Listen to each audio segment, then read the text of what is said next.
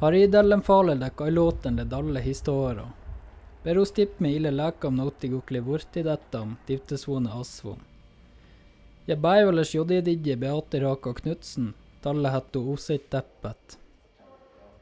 Vi har bestemt oss for å stenge treningssenteret. Vi ser at interessen sønk.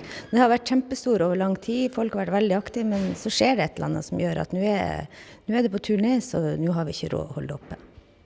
Päiväläs jodididje Beate Raka Knutsen, hodjan gå faleldak dalle gato.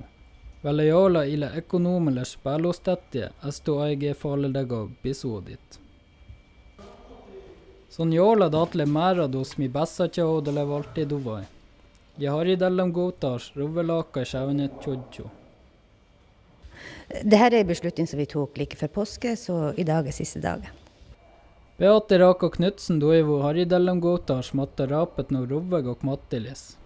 Velle soida i sjette odole tjekkje. Og da får vi se, hvis interessen tar seg opp igjen, så forhåpentligvis tilbake i løpet av høsten, at vi da ser at folk vil ha det.